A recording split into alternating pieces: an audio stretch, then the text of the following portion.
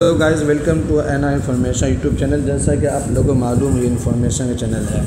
18 तारीख को आप लोगों ने यूजीसी नेट उर्दू पेपर का एग्ज़ाम दिया था। तो आप लोगों के पास क्वेश्चन पेपर है, ये आंसर मैं बता रहा हूँ। ये पीडीएफ अगर डाउनलोड करना चाहते हैं तो डिस्क्रिप्शन में मैं टेलीग्राम का लिंक दे दिया, वहाँ पर ये पीडीएफ भेज दिया। वहाँ से आप डाउनलोड करके आप जो क्वेश्चन में निशान लगाए हैं उससे और इस क्वेश्चन का जो निशान लगाया हुआ है इससे दोनों को मिलान कर लीजिए। ये आंसर की ऑफिशियल आंसर की नहीं है, जो हम लोगों ने सॉल्व किया है, जो सही जवाब है उनके ऊपर मैं निशान लगा दिया हूँ ताकि आप लोगों को सही आंसर पता चल सके। तो इससे आपको अंदाज़ा हो जाएगा कि आपका कितना मार्क्स आ रहा है। तो आप जितना भी मिलान करेंगे वो बेहतर होगा।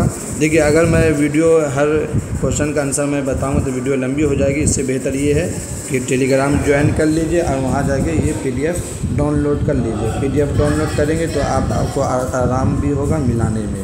चलिए, वीडियो अच्छी लगे तो वीडियो को लाइक करें, फिर मिलते हैं वीडियो में।